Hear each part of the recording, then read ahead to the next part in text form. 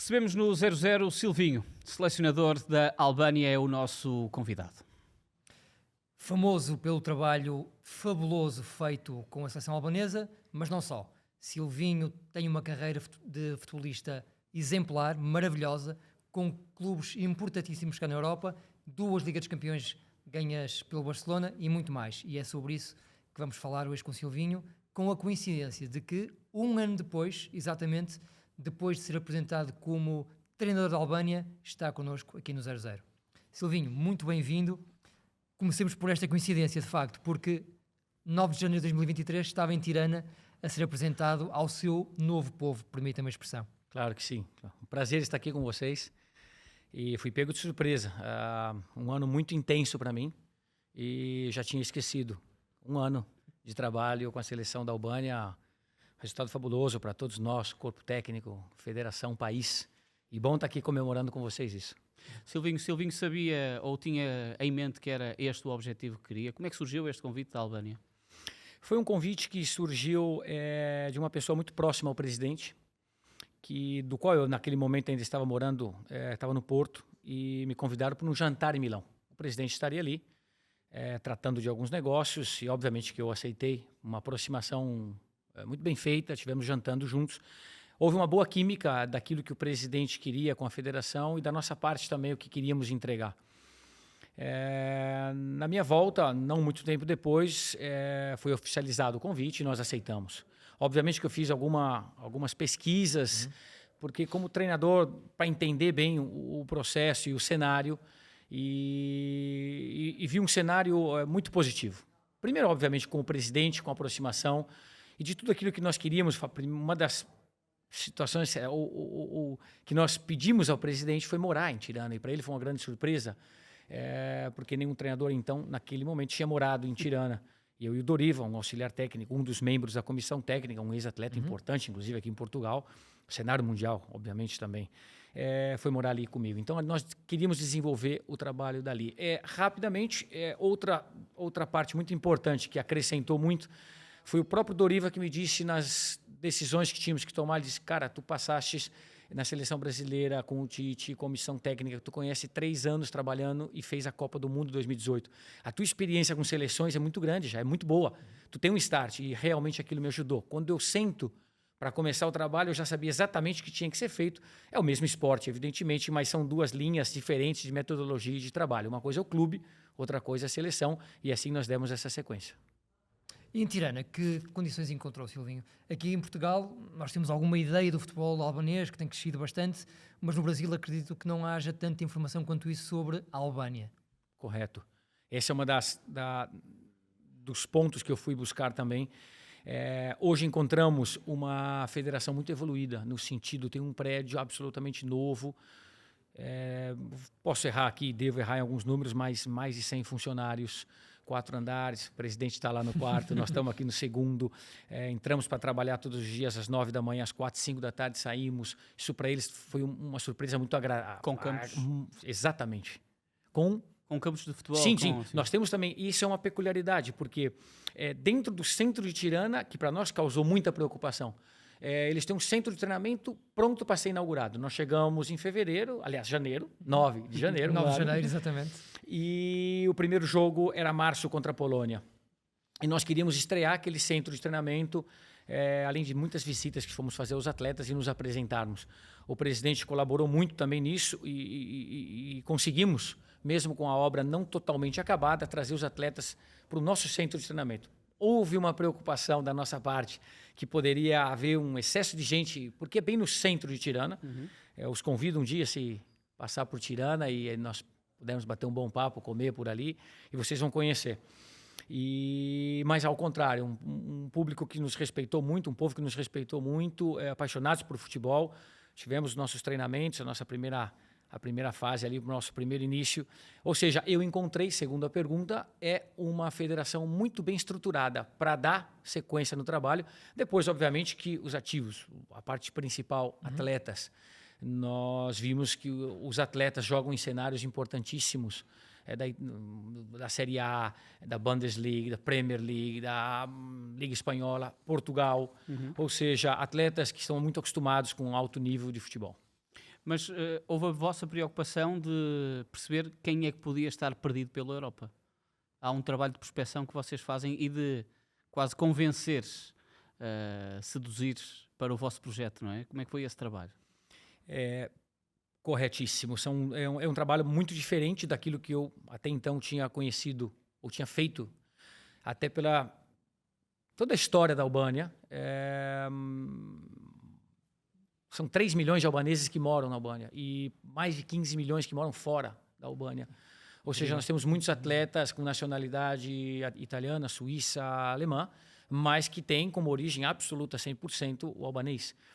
Isso é um trabalho que a federação está desenvolvendo muito forte através do nosso diretor. É um italiano também que está ali, está desenvolvendo muito esse trabalho. A nossa comissão técnica é um trabalho que ele não é secundário para nós, ele é importante porque nós mergulhamos diretamente nos atletas praticamente de convocação e para os 8 jogos que tínhamos na qualificação para o europeu. Mas tem muitos atletas que podem servir sim, e alguns deles nós já fizemos algumas visitas e alguns vieram conosco, outros possivelmente no futuro devam vir também. Silvinho, a verdade é que parte da sua vida também passa pelo Porto. Essa era outra das nossas curiosidades. Como é que surge o Porto neste quase como um ponto intermédio entre o Brasil e a Albânia?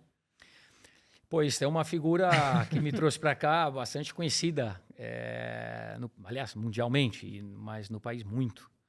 É o Magic, né? O Magic Deco. Eu tenho uma relação muito boa com o Deco. Eu o conheço desde quando eu joguei no Corinthians. Ele era um pouco, não parece, mas ele é mais novo que eu. Ele é mais novo. E nós nos conhecemos ali. Depois, novamente, viemos... Em alguns momentos, quando eu estava no Celta de Vigo, eu vim para o Porto. Os brasileiros vinham muito aqui na segunda-feira. Fazer visita, comprar alguns produtos. Tinham produtos aqui portugueses, brasileiros, da nossa cultura mais próxima, e voltávamos a Vigo. E uma dessas vezes voltei a conversar, encontrar com o Deco por aqui, mas finalmente voltamos a nos reencontrarmos em Barcelona. E ficamos ali 4 anos juntos. Em um determinado momento, a vida, meus filhos vão crescendo, ele disse, cara, por que tu não vem para o Porto? Ele estava morando aqui. Eu com a minha esposa, o meu filho, porque a filha já estava em Madrid estudando. Eu disse, por que não, cara? Já morei em várias partes da Europa e como não? Essa cultura tão próxima de Portugal, e eu tinha esse desejo. E viemos, a partir dali foi, não vou dizer um amor à primeira vista, mas é uma cidade que, já em off aqui conversamos, falamos, cresceu demais, tá bonita, te oferece tantas coisas, e para mim, que sou uma pessoa também muito movida, muito enérgica, me traz tranquilidade. O rio, o mar... uma noite num restaurante tranquilo com um amigo, outro, ou com a família, esposa, isso, enfim, é o meu hobby. E me traz tranquilidade, é um lugar que me apaixonei pelo Porto. Foi assim que viemos para cá. Enfim, e minha mulher, minha esposa, já está morando aqui há 3 anos. Meu filho já fez os 18 anos, partiu agora para os Estados Unidos. É um pouco a história da família. E a proximidade à Europa também foi fulcral para a sua entrada na Albânia, o estar mais próximo do futebol europeu? Eu acredito que sim. Eu me intitulo como... Eu ainda não sei bem todas as culturas que eu fui morando, vivendo e jogando nos países. Tenho muito, obviamente, de brasileiro, muito de uma metodologia espanhola. Tive 3 anos na Premier League, 5 anos na Itália, onde eu fiz todo o meu currículo de UEFA B, UEFA A e Pro. Todo o meu estudo foi feito por ali, ou seja, é uma mistura de tantas coisas, mas eu tenho uma convicção plena, sim, que isso é que nos levou e nos credenciou a que pudéssemos estar trabalhando na Albânia, numa seleção, além, obviamente, de toda a trajetória nossa. Quando eu falo nossa, eu sempre faço questão de dizer a comissão técnica. Claro. Nós temos uma comissão grande ali, mas o núcleo duro realmente é eu, Pablo Zabaleta e Doriva, então, ex-atletas que passaram por clubes importantes, que têm uma proximidade muito grande com a Europa. 3 sul-americanos. Também. O Silvinho há pouco tocou num ponto que eu acho que é fundamental. O jogador albanês está habituado a jogar nas melhores ligas europeias. E muitos deles estão habituados a ganhar semanalmente. E é importante este convívio com a vitória, creio eu. Ou seja, eles chegam à seleção já com um espírito diferente. É um paradigma diferente daquela Albânia que nós conhecemos há 20 anos. Não era assim, de facto. Ter estes jogadores nos maiores palcos europeus facilitou um pouquinho este trabalho do Silvinho? Está correto, a observação é corretíssima. Até porque quando nós conseguimos a classificação na Moldávia, eu fiz questão de nomear, não é o bom português, Silvio, nomear 2 ex-treinadores que deixaram legado de um trabalho. Não conseguiram um resultado tão positivo, mas deixaram, e nós fizemos questão, volto a dizer mas em nome da comissão técnica. O futebol, e as pessoas precisam entender, ele é um processo. E é um processo que muitas vezes demora, outros não. O nosso, você diz assim, pô, mas o teu não demorou? Claro que demorou, mas eu não estava à frente do trabalho. Outras pessoas estavam trabalhando por nós. Estavam fazendo crescer esse cenário de atletas que começaram a evoluir e ir para grandes ligas, se acostumar a jogar com grandes clubes, contra grandes atletas e ter uma necessidade de vitória. Ter essa responsabilidade, tudo isso formata um atleta, mas absolutamente de acordo. Claro que sim. Influencia muito. Sim. E sim, nós pegamos um cenário, obviamente que depois com o trabalho, metodologia e toda uma linha e um objetivo que foi traçado, colocado e finalizamos bem. Mas sem dúvida nenhuma, um trabalho que antecedeu, que nos deixou legados importantes para essa conquista. Essa camisola número 20, que é do Ilber Ramadani, futebolista do Lecce, falávamos um bocadinho em off que simbolizava um bocadinho aquilo que o Silvinho e a sua comissão levaram para o grupo. Correto, sim. Nós sabíamos, e quando analisamos um pouco o grupo, por mais que ela é verdade, ali naquele grupo não tinha uma seleção muito potente, muito forte, uma França, uma Inglaterra, uma Espanha aqui, dada a circunstância, já disse, claro, não são 2 vagas mais, é uma. Uma já está. Exato. Mas eu tinha um outro entendimento. É verdade que não tinha ali uma campeã do mundo, uma potência super, mas uma República Tcheca e uma Polônia que eram favoritas. Poderia deixar o grupo, fraco não é a palavra, mas com uma possibilidade maior de classificação, talvez, mas dependeria muito mais de nós. E nós conseguimos incutir na mente do atleta que nós tínhamos uma possibilidade. E a possibilidade era como... Esse é um exemplo, mas nós temos tantos outros e os atletas entenderam. Cada um com as suas características emprestaram o melhor para a seleção albanesa. Aqui é uma figura de coração e alma pura, mas é parte do objetivo que queríamos. Organizar um time, sim. Conceitos táticos, absolutamente. Organização, sim. Tudo que se necessita para se trabalhar no futebol de alto nível. Mas tem algo que você tem que incutir e trabalhar todos os dias. Nós tínhamos uma possibilidade de classificação. Era permanecer todos juntos em uma direção. Porque depois tem trocas, tem convocações, tem atletas machucados. Uns que jogam menos, outros que jogam mais. E isso foi o detalhe principal que nós conseguimos levar e que o atleta, a aceitação dele foi extraordinária, a absorção dele que nos levou aos resultados. Essa é a parte do comprometimento, que tem a ver com o carinho que também em off o Silvinho estava há pouco a nos fazer referência, de que aqueles jogadores precisavam disso, de sentir que existia alguém que também lhes dava, quase que sentir que era um albanês. Sim, a nossa mudança para lá foi extraordinária, o atleta... percebeu, obviamente, que todos os cuidados e mínimos dele nós trabalhávamos. Muitas viagens para conhecer os atletas e falar em nome da federação, nós estamos aqui trabalhando, muitas viagens. Viajamos muito o mês de janeiro e, sobretudo, fevereiro. Depois a concentração maior veio no jogo de março, jogo no qual nós perdemos contra a Polônia 1-0. Mas, sim, todos os detalhes, o atleta... Nós sentíamos isso, que o atleta estava esperando, sim, em um centro de treinamento novo, um balneário, como dizem vocês, novo, pronto, que o presidente nos ajudou muito a terminá-lo, já falei sobre isso. E depois todos os detalhes, já chegar em campo, tudo pronto, uma logística toda pronta de treino, de jogo, de viagem, ou seja, nós trouxemos muito próximos de nós. Essa parte da comissão técnica, físios, médico, a meta-analista, uma comissão técnica multicultural, digamos, em 3, 4, 5 nacionalidades ali, nós trouxemos todos muito próximos de nós e isso foi um fator muito importante também. Silvinho, avançando um bocadinho, aqui em Portugal não há muitos futebolistas albaneses, na Primeira Liga há 2. Curiosamente, um deles foi convocado até para o último jogo do Benfica, o Adrian Bayrami, defesa central, que nós não conhecemos ainda muito bem, mas que já jogou 3 vezes pela seleção, ainda antes do Silvinho chegar.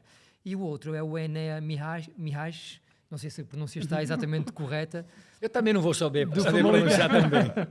Portanto, no fundo, eu ia lhe perguntar um bocadinho, estes 2 jogadores, conhece-os bem? Sim. Enea Mihaj, aliás, os 2 eu tive a possibilidade de vir conhecê-los pessoalmente. Com o Adrian Bayram, foi uma experiência, uma anedota praticamente. Eu não sabia se ele falava o português bem ou não, me comuniquei sempre por mensagem, o treinador está indo aí e vamos nos encontrar em Lisboa. Sim, e tudo em espanhol, em inglês. Yes, mister, no worries about, I wait for you. Ok, mensagens. Chego e vou cumprimentá-lo e de repente me sai, não era um albanês, parecia um português. Ora, mister, como está? Tudo bem, pá? Pô, ele falando português de Portugal, eu com português brasileiro. Foi assim, interessante, um atleta muito jovem. Eu percebi ali que os olhos dele brilhavam, assim de tantos outros, porque é um trabalho que nós... Claro. Houve uma mudança grande no futebol, nós temos que nos aproximar, pelo menos eu entendo assim, a minha parte de ver as coisas, eu tenho que me aproximar, eu chamo de arriscar, mas tem que assim, tem que descer no chão da fábrica e estar falando com os atletas, depois evidentemente as decisões vão tomar, eles vão saber disso, é fácil saber, mas tem que descer ali, conversar. E foram 2 experiências muito boas, com o Adriano, que é um jogador mais jovem, está no Benfica B. Nós tínhamos a curiosidade de conhecer um atleta já pessoalmente, com potencial e margem de crescimento, canhoto, um jogador com boa velocidade. E o Enéia não, um jogador que já estava no Famalicão, fazia parte um pouco do nosso planejamento, já para a primeira equipe. E vinha assistir um jogo, 2 jogos no Famalicão, conheci-o também, batemos um bom papo com o Enéia, já mais em inglês do que português. E, enfim, são 2 atletas em potencial. O Enéia tem vindo muito conosco, um atleta absolutamente profissional, cuida de todos os detalhes da sua carreira, fisicamente como se cuida, a parte alimentar. O Adriano também, mas é um jogador mais jovem e que nós esperamos o crescimento dele porque tem algumas peculiaridades, alguns pontos muito positivos. É rápido, canhoto, é difícil achar um atleta canhoto e é um atleta que tem margem de crescimento muito grande. Nessa fase de qualificação, defronta a Polónia, a Chequia e também a Bulgária, com estas vitórias muito importantes, mas queria-lhe especificar aqui sobre a Chequia, até porque será adversária de Portugal no Campeonato da Europa. Quais são as grandes preocupações para a seleção portuguesa? Quer dar aí alguma dica? Não, dica não. Eu preciso de dica. Eu quero saber como é. Se alguém tem informação da Itália, da Espanha ou da Croácia. Nós temos problemas para resolver. A República Tcheca é uma seleção muito bem montada.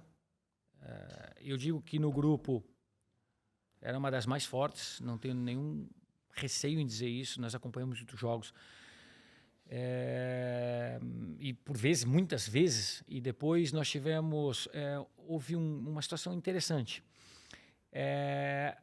À espera do jogo da República Tcheca, de repente, na minha cabeça e da Doriva, que moramos ali, vamos acompanhar os jogos locais. Em Praga, dos times principais, e acabamos vendo os times jogando exatamente como a seleção jogava. Então, a característica desse atleta era exatamente o que ele fazia nos clubes principais, e a maioria deles iam para a seleção, eles faziam na seleção. É igual, mas conceitos parecidíssimos iguais. Então, a gente não esperava só os jogos das seleções para fazer as análises de República Tcheca, senão que nós víamos no campeonato local as forças mais importantes, esses atletas ali atuando da mesma maneira. Óbvio que, nesse caso, houve aí uma mudança de treinador. Aliás, um treinador que eu fiz questão de dizer competente, muito bom, entregou o resultado. Depois, por N motivos, não está mais no cargo, mas fez um grande trabalho, classificou a República Tcheca. É uma seleção fisicamente forte, tem essa forma de jogar, não sei o que vem pela frente. Na mudança de treinador pode ocorrer de tudo. Mas atletas altos, potentes, forma de jogar muito direta, depois se defendem muito bem. Uma seleção muito competente, com atletas muito competentes. Silvinho, está a chegar o europeu. Já não falta assim tanto quanto isso. Os próximos meses serão muito importantes para as suas decisões, naturalmente. No seu coração, como é que vai viver a Eurocopa? O que é que podemos esperar da sua Albânia? Jogar bom futebol, ambiciosa? Não posso esquecer de um detalhe da resposta anterior. Roberto Martínez, um treinador extremamente competente. Entrou para a seleção portuguesa no dia em que... No mesmo dia do Silvinho. Olha, 9 também? 9. Tem muita dia 9 de janeiro. Incrível. Nós tivemos um confronto, óbvio, não era um treinador, com a seleção brasileira, ele estava na seleção belga, mas encontrava com ele no Mundial 2018. Ele levou a melhor. Sim.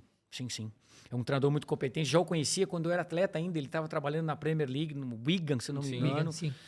muito competente, de uma pessoa depois extraordinária. Fica aqui a minha gratidão por uma relação, não posso dizer uma amizade, uma relação no sorteio. Agora estivemos conversando, falando. Eu tenho uma grande admiração por ele, pelo seu trabalho, pela sua figura pessoal também extraordinária, muito educado.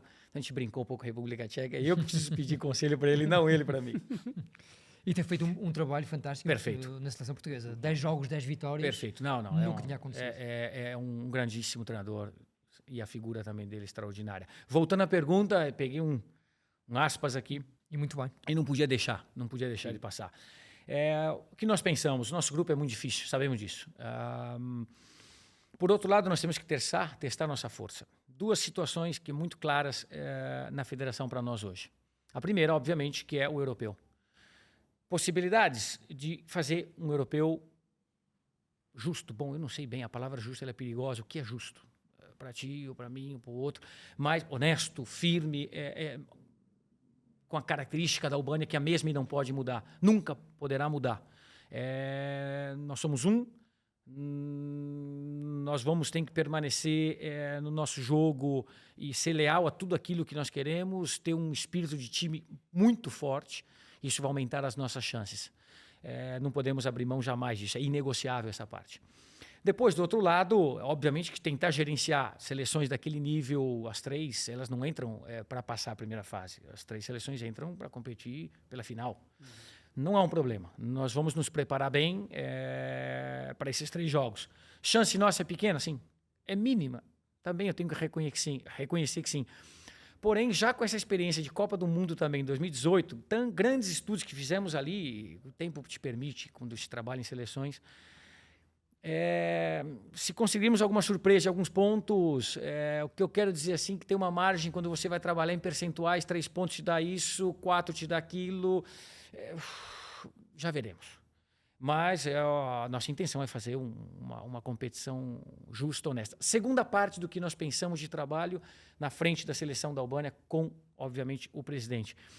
É tentar, que também não é nada fácil, é tudo muito desafiador, é tentar fazer com que a Albânia dispute mais campeonatos europeus e um mundial que logo em seguida vem, sem confundir as coisas. A nossa mentalidade está completamente no europeu, mas trabalhar para legados e tudo isso possa trazer para nós também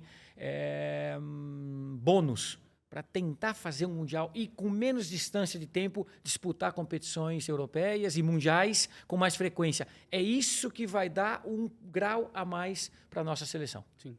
Então isso nós pensamos e está bem alinhado com a federação os 2 pontos. Os 2 são bem difíceis. Pois não são, sim.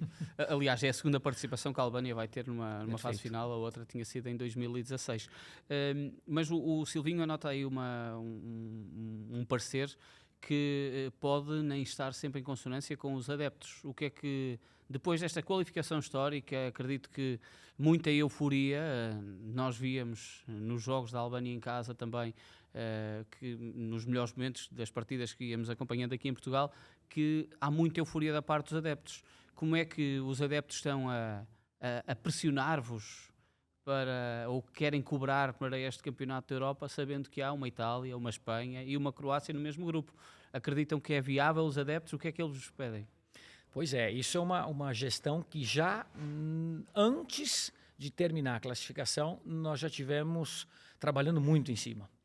Porque é verdade, um clima de euforia enorme. Inclusive, quando acabavam os jogos, sobretudo República Tcheca em casa, 3-0. Eu não consegui dormir à noite depois do jogo. Porque eu pensei, como é que nós vamos gerenciar tudo o que está ocorrendo aqui? As pessoas te ligavam, mais próximas mesmo, e diziam, o que está acontecendo conosco? Nunca vi isso em vida. A cidade tirana está em fogos. Digo, sim, muito bom, mas aí o treinador nunca consegue dormir, né? Claro. Mas vamos comemorar. Não, calma que... Para o bem e para o mal. Claro, é para os dois. Eu digo, como é que vamos gerenciar isso? É correta a observação. Já ali, nós começamos a trabalhar bem os atletas, tivemos algumas reuniões com os capitães. Não se pode perder a realidade. Não se pode perder a realidade. E assim como eu entendo também como líder, se coloca um objetivo para alguns atletas, para uma federação, ele tem que ser atingível. Também não posso... Nós temos que fazer isso, seja como for, ou ganhar aquilo, ou passar essa fase como seja. Vamos me olhar e dizer, eu não acredito nisso. Eu acredito em trabalhar com objetivos atingíveis. Depois, muitas coisas podem acontecer até mais extraordinário. Venha. Sim, trabalhar esse lado vai ser muito importante. Ou seja, por isso tem até nós acrescentamos parte de um trabalho de continuidade de Mundial, de um europeu, novamente, com mais frequência. Não é simples. É você simplesmente querer viver 6 meses, fazer um europeu 1 mês. É lindo isso, extraordinário. O país está... Mas controlar essa gestão, nós estamos fazendo internamente. Não é simples. Não é simples porque o gerenciamento do atleta é uma coisa, a nossa é outra, mas a do torcedor, ele não tem... O torcedor ele não tem limite e não deve ser gerenciado. Nós passamos mensagens, mas ele tem todo o direito e deve pegar a sua bandeira, a sua camisa, assistir os jogos e sonhar com a sua seleção. Mas internamente nós temos uma linha de trabalho que pode nos levar um pouco mais longe se entendermos bem ela. Para acabar esta parte da Albânia, o Vítor Pereira, que o Silvinho também conhece muito bem, teve uma frase muito curiosa que me chamou a atenção. Há uns anos o Porto ganhou ao Benfica, mesmo acabou o campeonato com o gol do Kelvin, e o Vítor dizia numa entrevista recente que um técnico vive para sentir aquilo que ele sentiu naquela noite. E a minha questão é, o Silvinho foi futebolista, teve muitos bons momentos, alguma vez tinha sentido algo tão forte como o que sentiu agora na noite da qualificação com a Albânia? Consegue distinguir um bocadinho o futebolista e agora do técnico com esse golo marcado através do banco de suplentes? Nunca tinha pensado nessa resposta, nessa pergunta, para poder elaborar uma resposta. Então ela vai sair também do coração, ela tem que sair dessa forma. São as Quando melhores tu me respostas. perguntava, eu já... a minha Champions League de 2009, ela é diferente. Primeiro que treinador e jogador, a diferença está marcada. Eu acredito que eu nunca é uma palavra forte, mas consegui chegar a um nível de satisfação jogando, aquilo é inexplicável. Porém, o lado do treinador tem as suas vantagens também, não sei se é vantagem, mas suas voltas de peculiaridades. Para mim, muito próximo só foi a Champions League de 2009, porque também ali tinha componentes interessantes. Eu já era um veterano, sabia que aquilo o Barcelona não ganhava há muito tempo. O Barcelona não ganhava há imenso anos. Perfeito, tínhamos ganho em 2006, depois veio o 9, era um jogo difícil, era um triplete, ou seja, tinha muita coisa que envolvia eu com 35 anos. Então a minha comemoração ali foi realmente como final de uma carreira. Depois eu fui mais um ano no City e terminei, e realmente era aquilo que eu já estava elaborando e pensando. Foi diferente, mas próximo. Não consigo explicar agora a diferença, mas foi muito próximo. Eu me emocionei bastante, até porque eu via que o ambiente era bom, os resultados estavam vindo, o gerenciamento do grupo era ótimo, tudo estava de acordo com aquilo que nós pensávamos, queríamos, havíamos planejado. Só faltava o resultado final. Então, na Moldávia, quando empatamos aquele jogo, eu realmente me deixei... Inclusive, as imagens mostram. Verdade. Os mais próximos que me conhecem falaram, puta, deixasse levar ali, cara. Ali Sim. foi... esse era o Silvio. O outro está contido o tempo todo. É um pouco da profissão, mas sim, era bastante daquilo que eu sou como pessoa, está representado um pouco ali. Silvinho, e como é que é trabalhar neste período que não há jogos? Como é que o selecionador da Albânia e o treinador de futebol, sendo selecionador nacional, consegue trabalhar ou tem que trabalhar? Quais são as preocupações neste período? Pois é, a preocupação... agora nós temos 3 rivais claros numa Eurocopa, monitoramento de 50 atletas que nós temos a cada fim de semana, alguns ligas europeias, quartas-feiras também tem que estar sendo monitorado, e não só do ponto de vista do atleta, da performance técnica, tática ou física dele, mas também clínica. Ou seja, o atleta começou a se sentir bem importante quando, mesmo aqueles que não vêm, que são 23 ou 20, que vêm, 25, alguns outros que estão numa lista de 50, mas que ainda não vieram, cai machucado, tem uma lesão, o médico imediatamente sabe, nós estamos num grupo, liga, aconteceu algo, então esse atleta se sente importante, ele diz, mas não fui convocado, mas você está nos nossos planos, tu está bem, cara, está ótimo. Tem muito trabalho, se democratiza muita ideia dentro de um grupo que nós temos, a federação entendeu isso, o médico, nós temos um médico italiano com muita experiência, tem nos agregado demais tudo, já está lá há um tempo.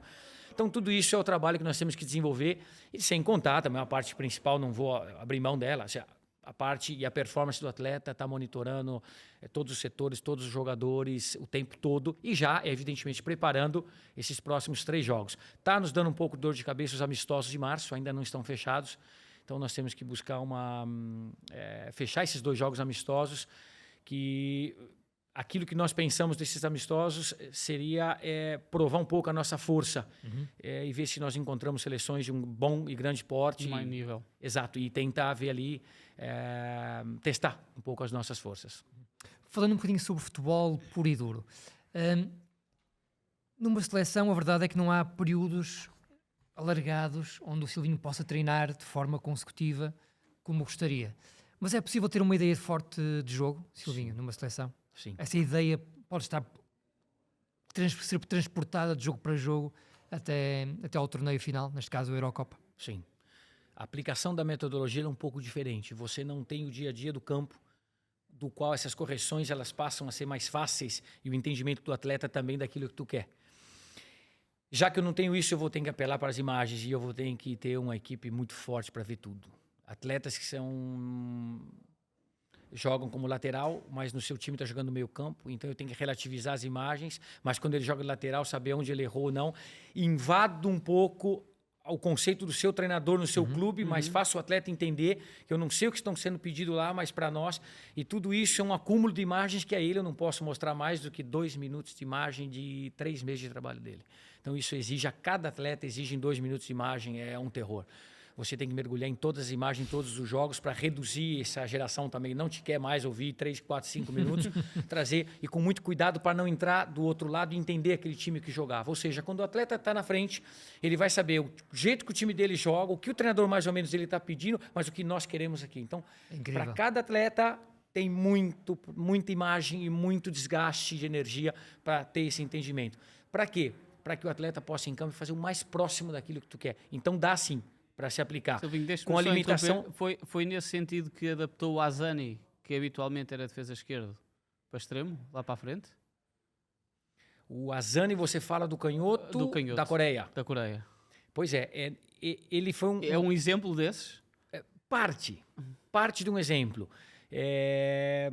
Fez golos incríveis, esse menino fez golos extraordinários. Ele não estava nos planos da seleção. Sério? Ele não estava, nós queríamos um externo, isso é uma coisa, essa é uma característica muito forte, eu gosto. E estou convencendo toda a comissão técnica. Agora é um canhoto que joga do lado oposto. Exatamente. É quase imarcável. E se tiver qualidade e algumas características e valências físicas de uma boa velocidade, um arranque, um torque importante, é quase imarcável. Mas ele não jogava naquela posição? Não jogava.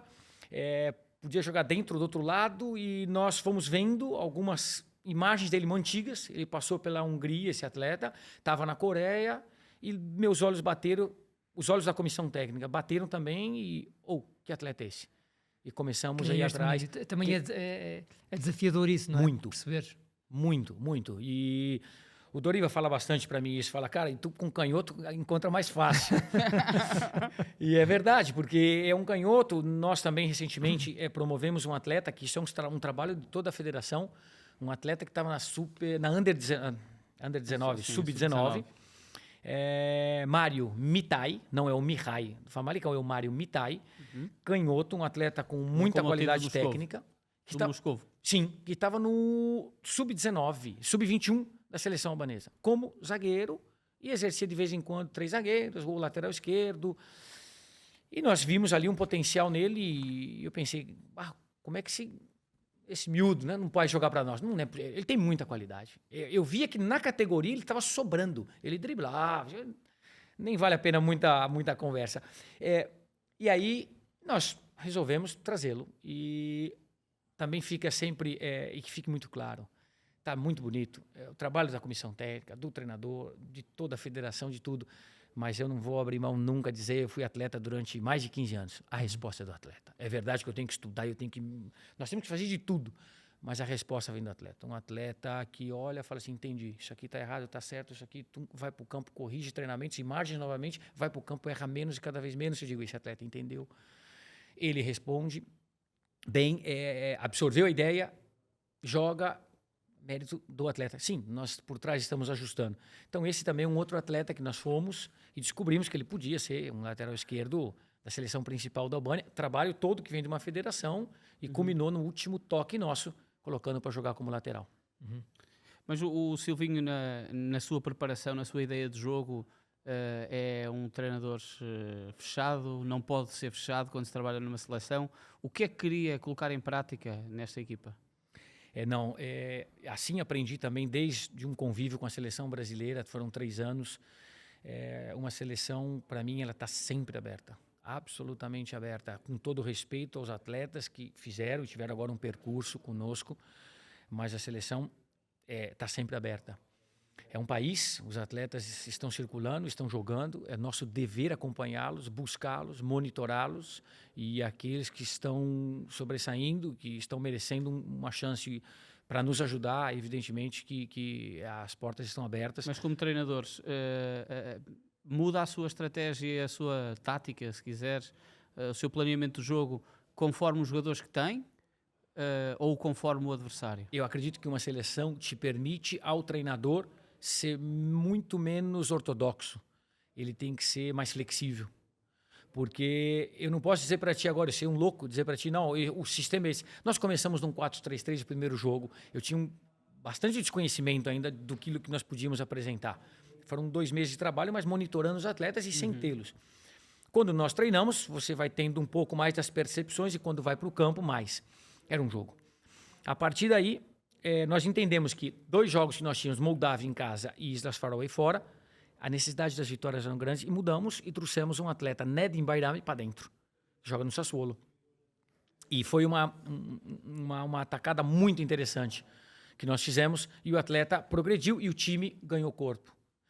A partir daí, tem mais coisas que possam evoluir. E eu não posso dizer que o sistema é esse e deu. Pode me aparecer um atleta que nos obrigue a mudar novamente o sistema e eu tenho que ser flexível dentro do que cabe para a seleção, mas para mim nós temos que ser flexíveis segundo os atletas que possam surgir. O Silvinho disputou uma Copa do Mundo com o Brasil. Eu diria que acima disto não há nada, não é? É o auge da carreira de um técnico, apesar de na altura fazer parte da comissão técnica. Mas o nível de exigência é semelhante agora na Albânia, ou por ser a cara mais forte do projeto, a pressão é um bocadinho mais alta? São projetos diferentes. A do Brasil ela tem um componente muito pesado. Vocês conhecem muito bem.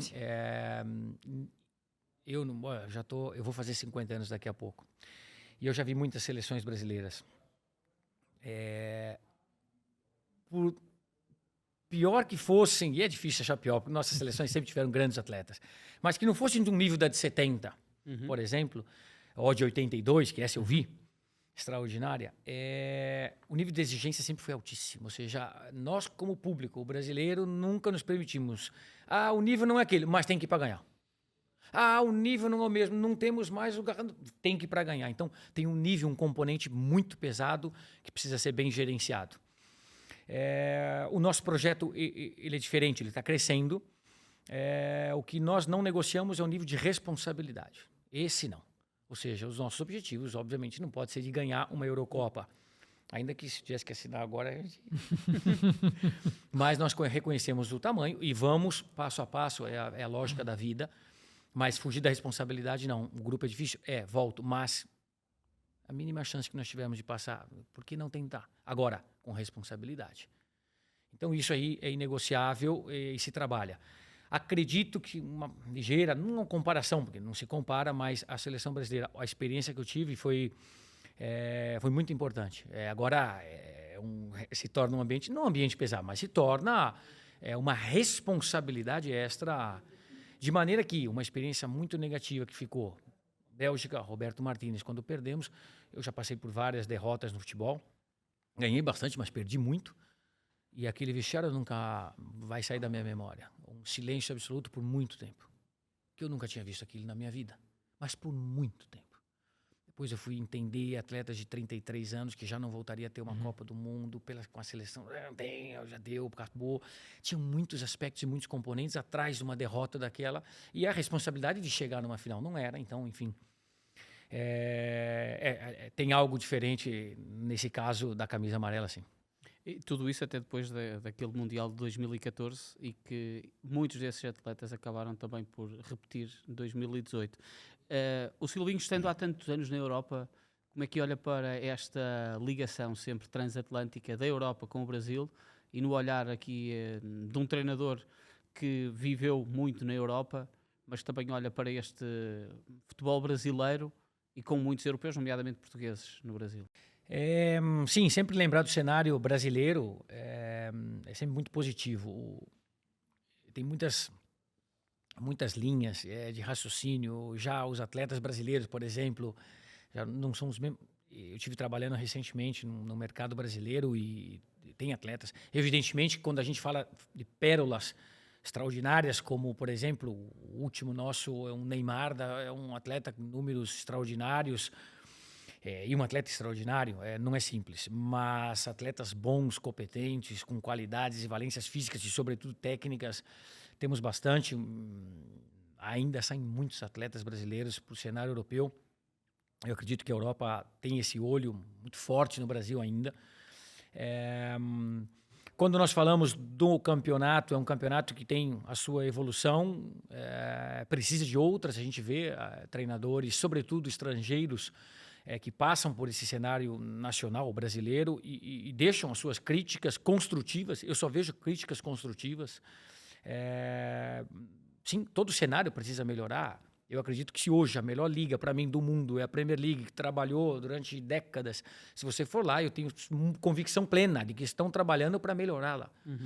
Não podemos olhar para uma liga brasileira ou qualquer outra e dizer, não, isso é o mar, não temos que... Nós temos que melhorar, todos precisamos melhorar. Eu acho que muitos treinadores estrangeiros estão deixando um legado muito forte no Brasil. Os brasileiros também. Porque quando eu falo dos estrangeiros, eu não estou analisando e nem medindo o potencial do estrangeiro, do brasileiro, que se fala muito no Brasil isso. Mas quem é melhor? Não, todos são melhores. Claro. A competência não tem passaporte. Você é competente. Mas eu fiquei muito feliz. Estou, assim, quando esses estrangeiros passam porque você vê de uma forma diferente também. Mas sente, Silvinho, que dão mais crédito ao estrangeiro do que ao treinador brasileiro no Brasil neste tempo? Eu não sei se dão mais crédito. Os estrangeiros também são bastante massacrados, depende daquilo que falam. Nós temos uma opinião popular, vindo de mídia, pesada. O Brasil é um país populoso. Os clubes têm milhões e milhões de torcedores, enfim. Mas eu acredito sim que se deixam ali alguns legados, algumas frases importantes. Nós temos algumas dificuldades que precisam ser bem resolvidas, até de repente em off, algo que conversamos um pouco. Por que uma liga brasileira? É um detalhe, pode ser bobo, mas não é, porque um campeonato que se já joga num tempo reduzido, não joga como os europeus, 9, 10 meses de competição, jogam-se menos, 7, 6. Por que 3 cartões amarelos sancionam um atleta? Eu, como treinador, vou cada vez mais perdendo atletas e colocando cada vez menos atletas importantes em campo. Isso perde qualidade. Não me serve, por exemplo, um argumento de que o jogo fica mais violento porque eu posso tomar 5 cartões amarelos. Com VAR, com tudo, e as imagens que nós temos hoje, os cartões amarelos são mais de jogadas parar, empurrar, segurar. Não. Quando é mais violenta, é realmente de vermelho, e aí sim, esse atleta tem que perder um jogo, talvez até 2, depende do nível de violência. Nós temos que preservar o bom atleta para ele permanecer em campo e o treinador ter condições de utilizar todo o seu plantel e seus jogadores, enfim, tem muita coisa. E os gramados, regulamentação, molhar o campo, enfim, isso ser um padrão. Tem muitas coisas, porque é um campeonato com muito talento, jogadores extraordinários. Nós temos, a maioria dos clubes, eles estão muito estruturados na sua base e também no profissional. Isso começou nos anos 90 lá, eu acredito que se eu posso falar uma grande bobagem, não é um problema. São Paulo, Cruzeiro, eu lembro muito bem desses clubes que tinham já os seus centros de treinamentos evoluídos, novos, bons, eram os que começaram um pouco os balneários. E depois os demais clubes começaram a fazer os seus balneários e todos os clubes no Brasil têm campos de treinamento, estruturas ótimas, atletas de ponta. Ou seja, nós temos material humano para poder cada vez mais evoluir. Fico feliz com a entrada de grandes treinadores estrangeiros que têm trazido, sim, têm deixado um bom legado no futebol brasileiro. Silvinho, curiosamente, nós crescemos aqui em Portugal com muitos treinadores brasileiros. Carlos Alberto Silva, Paulo Autuori, falávamos há um bocadinho sobre estes nomes todos, Marinho Pérez, recentemente falecido até, infelizmente. Atualmente, aqui em Portugal, não há nenhum na Primeira Liga.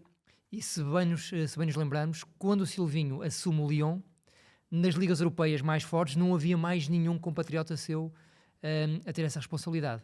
Que explicação tem para este, não sei, alguma dificuldade de entrada do técnico brasileiro no mercado europeu? É uma linha... tem várias linhas aí de raciocínio, de argumentos, explicações. Eu, particularmente, tenho uma. Eu jogava no Celta de Vigo. E os argentinos jogavam 4, 5 argentinos, 4, 5 brasileiros. Os brasileiros, eu já tinha 27 anos. Nós terminávamos nossos treinos, jogos, e ir para casa, comer com os amigos, um pouco mais relaxados e não preocupados com o futuro. 2, 3 desses argentinos iam fazer diretamente curso em Corunha, porque a UEFA disponibilizava um curso, não em Vigo, em Corunha, que é muito próximo, eles iam às quartas-feiras, uma coisa do gênero, do tipo, um deles, Toto Berizzo, central, sim. E eu lembro muito o que eles... também, dessa altura?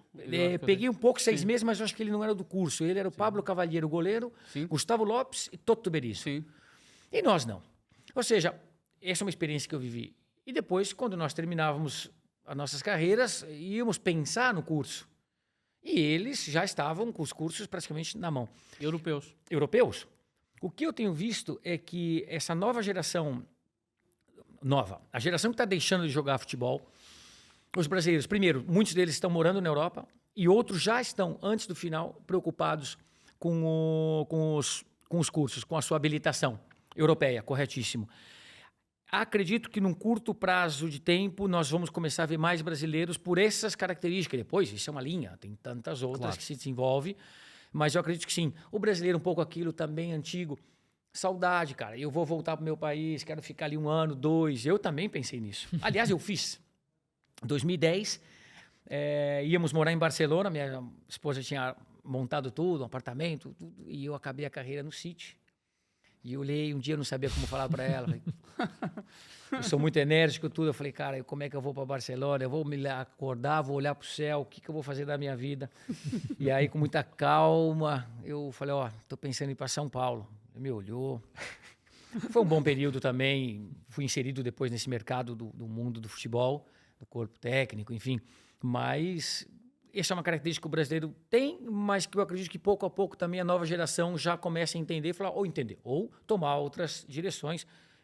Fico na Europa, vou fazer meu curso, e, enfim, acredito que parte da explicação é isso. Já agora, Dorival Júnior assumiu agora há poucos dias o comando da Canarinha, como nós dizemos carinhosamente aqui também em Portugal.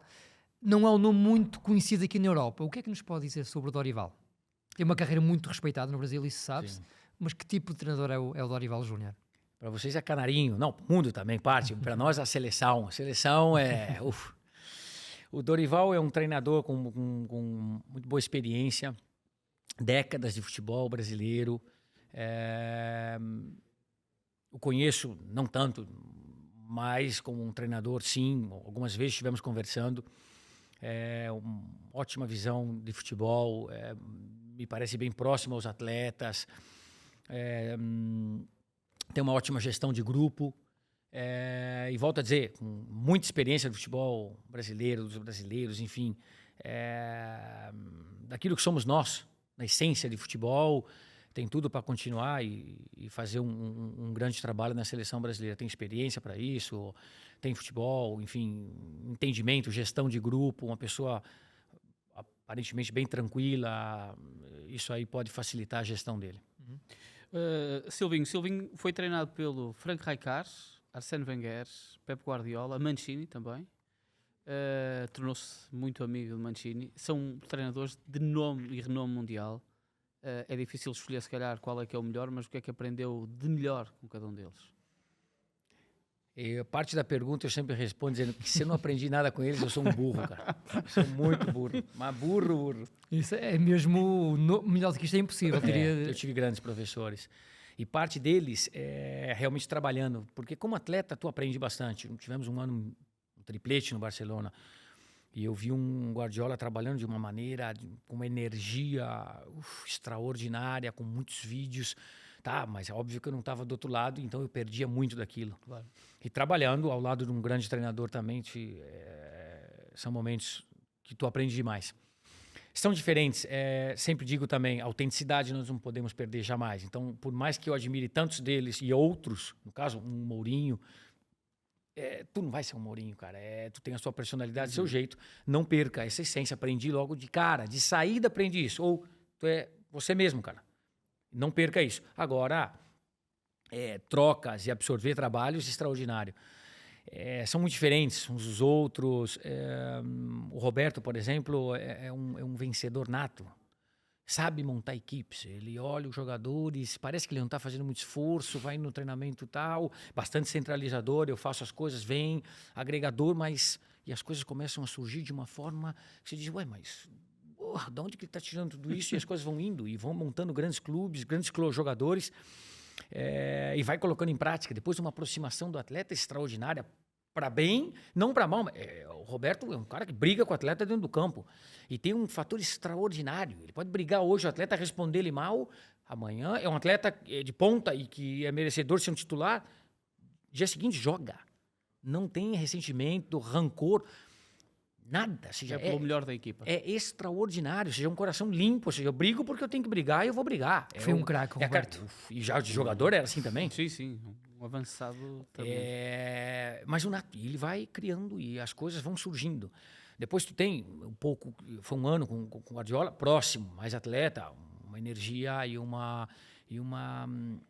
descoberta, assim, para mim, os meus olhos táticos, de coisas que eu não via. Eu já tinha 35, eu falei, pô, o que esse cara tá falando tem sentido em tudo, um ano inteiro com os adversários e sobre nós. Depois tive uma experiência também extraordinária, tanto na seleção brasileira, com o Tite. O Tite é um treinador brasileiro extremamente competente, os números dele mostram. Depois, obviamente, nós entendemos. Minha pergunta que eu te respondi, se tu não ganha o título, tu não é o treinador. Mas se tu pega os números, são números que saem o percentual dele, números de gols que tomou, que fez. E tá. Mas ganhou uma Copa América.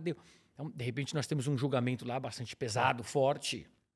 E quando eu falo de um Tite, eu não estou falando de um Tite. Eu vi a seleção de 82, talvez eu mude o assunto. Eu vi a seleção de 82 e um dos maiores ídolos que eu tive ver jogar. Eu sou de São Paulo, mas meu pai me sentava no sofá, televisão, não sei se era branca e preta ainda, acho que era colorida. Eu ia ver o Zico, cara, Maracanã, com 100 mil pessoas. O Zico me perde um pênalti e passa a ser uma figura não grata, sei lá, um peso enorme. Eu não admito, não. O Zico é o Zico, cara. Ele pode perder o pênalti que ele quiser. É um jogador que eu vi extraordinário, de nível altíssimo. Ou seja, voltando àquela situação, o Tite é uma pessoa que trabalha das 7 da manhã às 7 da noite. Se precisar um pouco mais, trabalha. Exige demais da sua comissão técnica. Talvez eu tenha absorvido isso aí. Os caras estão do meu lado. Começa a ficar um pouco Estou louco. a apontar para o Rui, que faz parte da sua equipa técnica. Pode ser. E vai piorar, Rui. E vai piorar. Eu digo para ele sempre, se eu tô nervoso, se eu tô preocupado, vocês vão ficar também. Se eu não tô dormindo, vocês também não podem dormir. Então, levanta tudo que tiver que levantar, imagens, tudo, que amanhã nós precisamos dormir. Então, vamos trabalhar. É um trabalhador, é um homem que descobriu tantas coisas no futebol, na linha, depois com as atletas. Aprendi um pouco de cada um, mas, repito, o começo, a autenticidade não se perde, eu não posso deixá-la pelo caminho. Carlos Silvinho, vamos entrar aqui na nossa última parte da conversa, recordar também um bocadinho do Silvinho futebolista, que é uma figura também marcante para nós cá em Portugal. Aliás, antes disso, eu gostava de saber, o Silvinho nunca jogou cá em Portugal. Duas coisas. Primeiro, nunca teve nenhum convite para jogar cá em Portugal. Segundo, qual é que era a sua visão enquanto brasileiro a jogar na Europa da Liga Portuguesa? Duas questões diferentes. Não, até onde eu me lembro, não. Da minha época, saíam muitos atletas, eu venho de uma geração depois, um pouco depois daquela de 86, que saíam atletas brasileiros para a Itália. A Itália, a Série A era um campeonato fortíssimo. Sim. E também as transmissões no Brasil eram da Série A. Então, o meu sonho era jogar na Série A. Era um pouco o que eu pensava, porque eu vi os atletas saindo ali para a Série A. Até onde eu lembro depois, na trajetória inteira, não lembro de uma situação pontual, dizer, olha, um clube português pode te contratar ou não lembro. Depois ficamos muito próximos, joguei em Vigo 3 anos, então a época dos amistosos, dos retiros, vinha muito a Braga, a jogar com o Porto, ou Braga algumas vezes, e eu lembro que os jogos saía faísca, eram jogos assim, eu fui descobrir depois do futebol português, é um futebol viril, é um futebol jogado com muita vitalidade, que eu não sabia. Por não ter jogado aqui, não ter atuado, mas isso eu estou falando já, eu descobri isso em 2002, 2003. Então, cada vez que tinha um amistoso, cara, os jogos lá são duros, cara. Que é quando o Porto é campeão da Europa até, do José Mourinho. Sim. E lembro de um amistoso contra o Braga, um ou outro, agora me foge, Sporting. Os jogos, sim, bons campos, bons estádios, tecnicamente bem jogado, mas viril, forte. Daquilo que eu vi e comparava um pouco com a Espanha, que eu já estava com a experiência de 2, 3 anos na Espanha. Então era um pouco aquilo que eu via do futebol português. Muito bem. O que é que gostou mais na sua carreira de internacional? Espanha, Inglaterra, campeonatos diferentes? Muito diferentes. Muito diferentes. Fica um desequilíbrio por Espanha, pelos 5 anos de Barcelona, do qual não foram só 5 anos no Barcelona, foram 5 anos ganhando. Muitos títulos. Que aí, isso é uma diferença, nós sabemos. Atletas... Perfeito. Você atleta, passa por um clube desse potencial, desse nível, mas ganha uma liga, depois passou. Não parece que foram até 3, 4, 5 anos. Mas quando você passa, e eu tive a possibilidade de jogar com grandes atletas ali, nós ganhamos 3 ligas, uma Copa do Rei e 2 Champions League, é bastante. Em 5 anos é bastante, no qual uma delas aí é um triplete. Então isso marca muito e aí eu desfrutei muito da Liga Espanhola nesse aspecto, porque o time era muito forte. O Camp Nou parecia que tinha uma era em descida, né? Por muito que no Arsenal tenha partilhado balneário com Bergkamp, Sukers, Henry. Perfeito. Para mim Luís também. Boa Morte, já agora. Luís Boa Morte. Para mim foi extraordinário o Arsenal. O Arsenal, eu aprendi muita coisa no Arsenal. É quase impossível essa equipa não ser campeã, não é, Silvinho? Olhando agora para trás, com o Bergkamp, Henry, Suker, é quase impossível. Vieira também, Vieira. Era muito forte. Muito forte. Toda montada por um gestor extraordinário, senhor Dom Arsène Wenger, que me impressionou demais tudo que ele fazia no balneário novo, que tínhamos estreado naquele momento ali em 99, 2000. A gestão dos atletas, tudo que ele queria e pedia de nós, ou seja, tudo organizado, eu olhei, para mim foi um encanto. E aprendi muito, aprendi sobretudo a defender. Aquele lateral brasileiro que não gostava de defender, não queria muito esse contato, ali por força, vai. 1 grau, vai. Tá chovendo, vai. Então aprendi demais a ser mais viril, competir mais sem bola e querer ter o prazer. A gente costuma falar muito isso para grandes atletas ainda hoje, para os atletas. Ter o prazer em roubar a bola também. Isso é uma coisa que você tem que incutir no atleta, que quando ele tem... E até atacantes, meias. Porque todos são responsáveis por essa parte e a pessoa começa a tomar um prazer por aquilo. Obviamente que um atacante tem uma outra forma de fazê-lo. É engraçado o Silvinho dizer isso, porque até recentemente nós tivemos uma entrevista com o Ruben Dias, que lhe perguntamos o que é que o Guardiola, sendo um treinador tão forte, o que é que ele pede a um defesa, e ele dizia que primeiramente pede para defender. Não é... As pessoas não é só veem. Romance, não é só romance. As pessoas não veem, não. E não veem o sistema e a inteligência de um treinador, e é a primeira vez que eu estou falando isso, porque, primeiro que eu estou num nível alto, já percebi. Com todo respeito, e é um nível alto de conversa e de entendimento, ou seja, a parte, como ele, Guardiola, defende e o que ele quer incutir nos atletas é o que ele já fazia conosco em 2009. O desejo e o prazer em tomar bola, retomar a bola, não é falta. E você tem que estar convencendo o atleta de fazer aquilo. você tem que estimulá-lo em campo. Depois ele tem, obviamente, toda a sua metodologia. O que cai da mesa a gente pega um pouco, entende, mas é perfeito. Ou seja, sim, um gênio, mas que se ele não tomar cuidado com a parte defensiva, você vai tomar gols e está correto. Isso é uma observação que entre pessoas de alto nível eu costumo fazer do nível do mundo do futebol. Silvinho, porquê que sai do Arsenal para o Celta de Vigo? Ou seja, estava com 27 anos, uma idade muito boa. Como é que surge o Celta de Vigo? Teoricamente um clube um bocadinho mais pequeno do que o Arsenal. Como é que surge isso? A Espanha era uma liga que eu queria sempre jogar. É verdade que eu custei 6 meses para me adaptar bem no Arsenal. Foram 6 meses.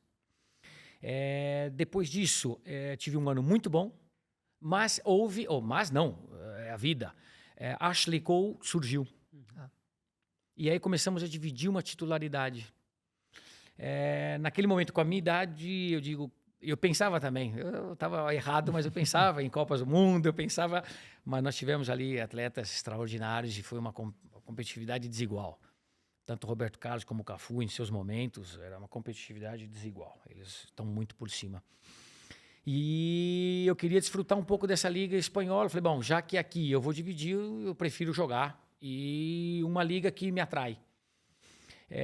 Naquele momento, o Celta de Vigo era um dos clubes que jogavam muito bem o futebol e tinha um time muito organizado. A partir daí surgiu a ideia de dizer, por que não? É uma saída, já que você vai ter mais dificuldades aqui, lá pode ser uma grande saída para ti, para desenvolver futebol. E realmente foi. Aprendi bastante da Liga Espanhola também, achava que era mais simples, não era tanto assim, tinham muitas complexidades da Liga que tinha que entender. Aprendi bastante, por isso digo que a última etapa da minha vida útil como atleta de futebol no Barcelona, ela veio na hora certa para mim. 30 anos. 30 anos.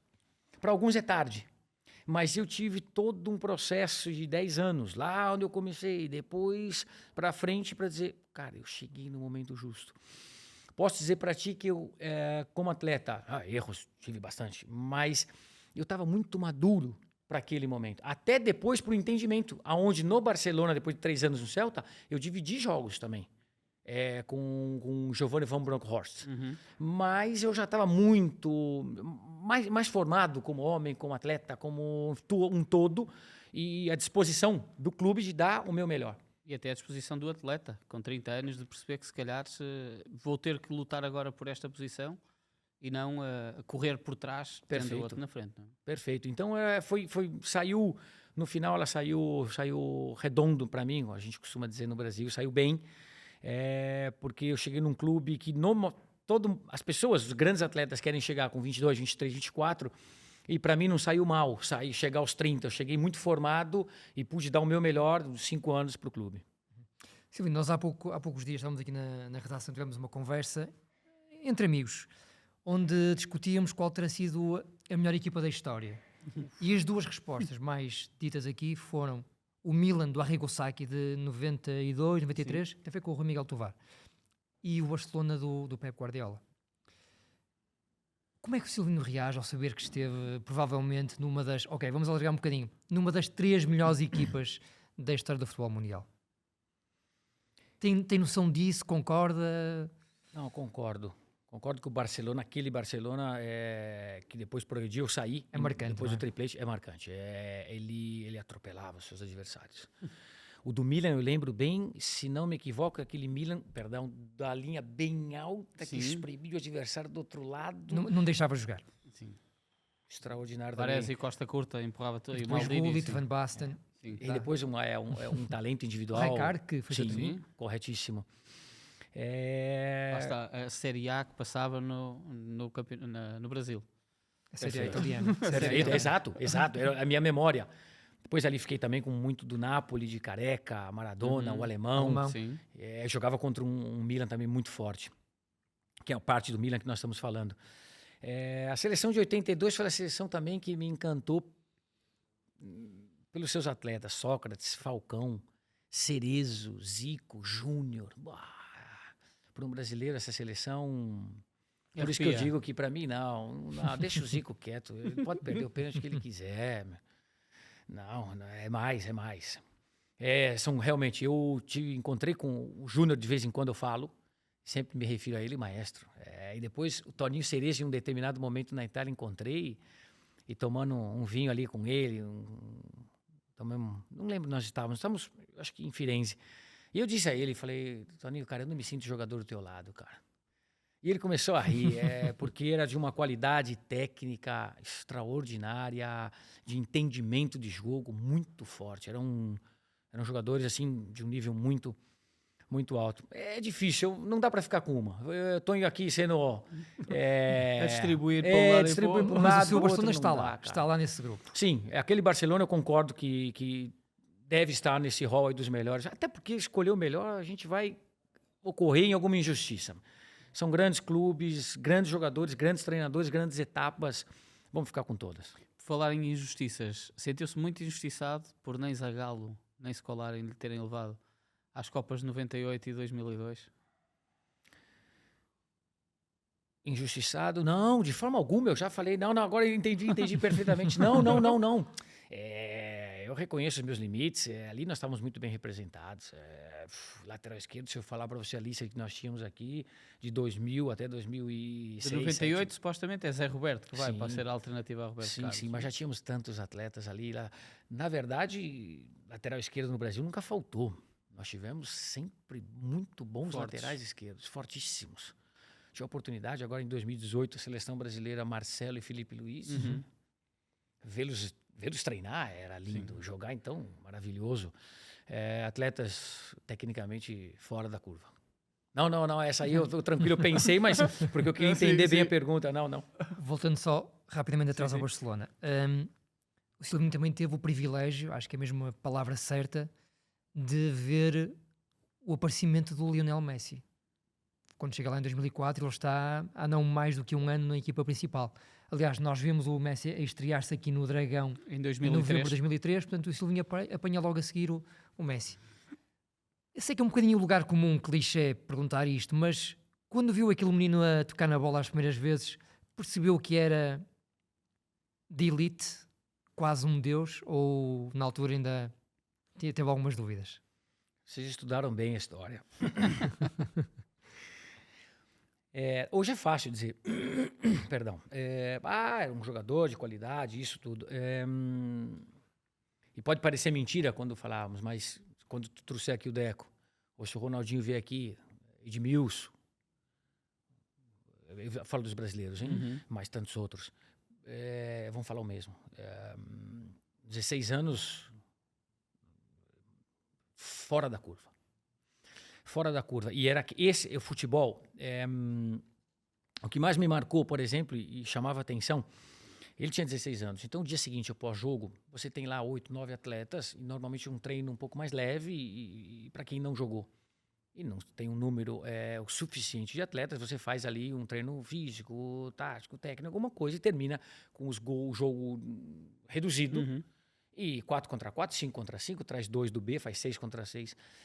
Era devastante, como se diz no italiano. Ele tirava e driblava, e chutava, driblava, chutava. Eram muitos gols. Quase impossível parar um rapaz de 16 anos. E, enfim, essa era a visão que nós tínhamos e sabíamos que se tratava de alguma coisa fora. Entre vocês, brasileiros, o que é que vocês diziam um ao outro, né, sobre esse rapazinho? Falava... A realidade desse começo foi muito bonita. E o Léo Messi sempre reconheceu muito isso, pela relação e amizade que tínhamos. Ele tinha muita relação e amizade com os brasileiros. Não tem. Ele diz assim, inclusive a família, em um momento ou outro depois, passado muitos anos, o Jorge, seu pai, fala assim, não, Silvio, vosotros, com nosotros e tal.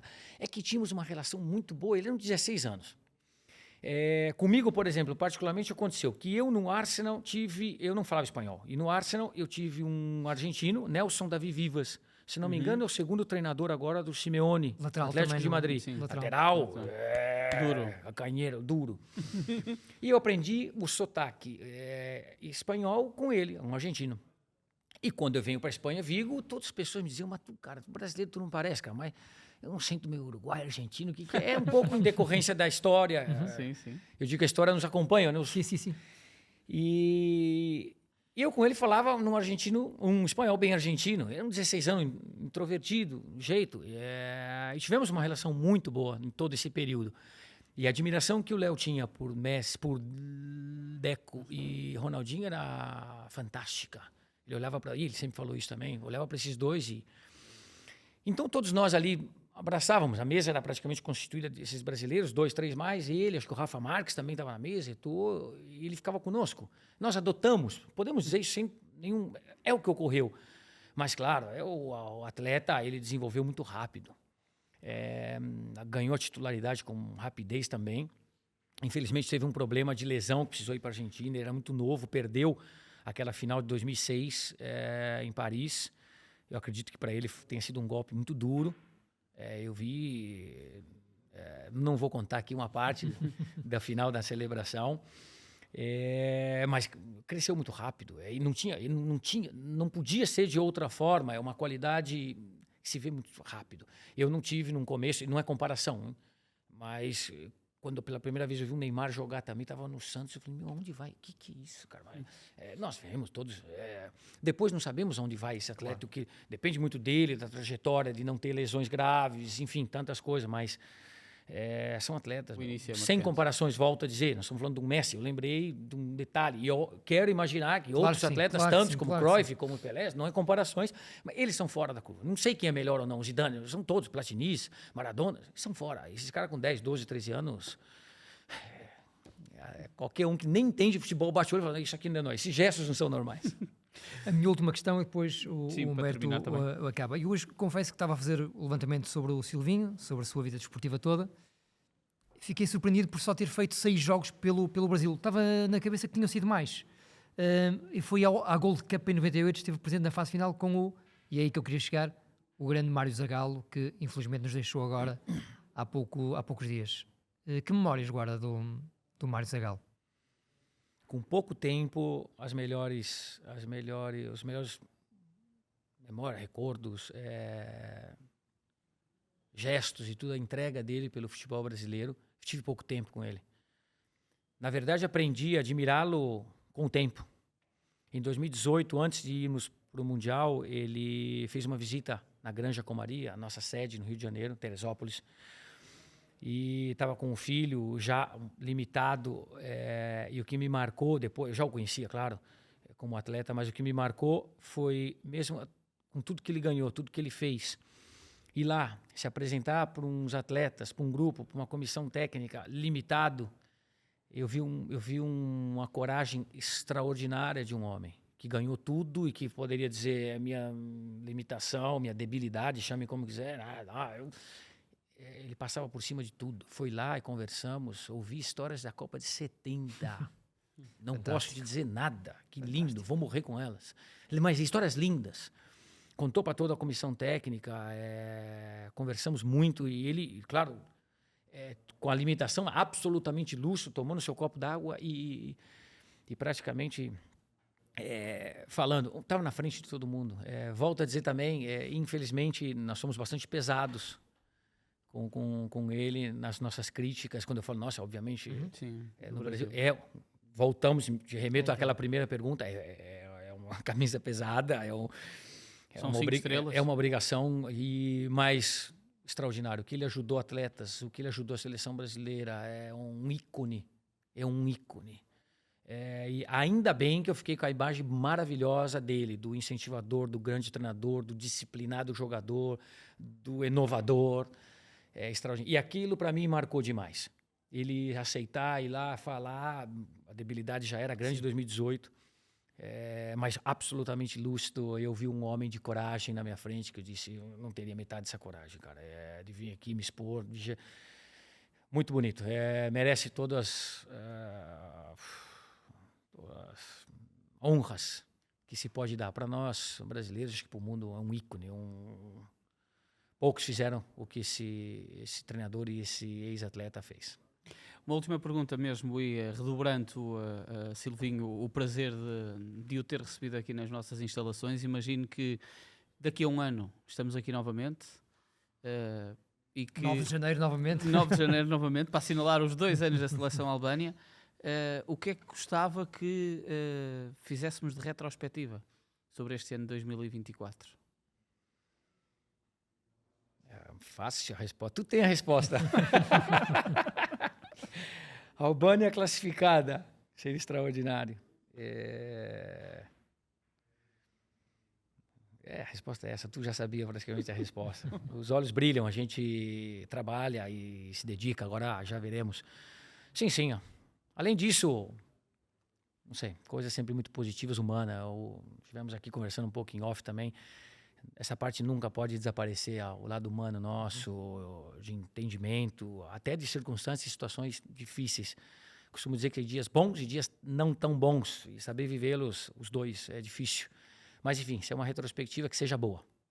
Silvinho, obrigado. Obrigado por ter visitado aqui o 00, ter-nos dado a honra também desta entrevista, a primeira entrevista em Portugal também para conhecermos o selecionador da Albânia e mais do que isso, um ícone, Pedro, do futebol mundial.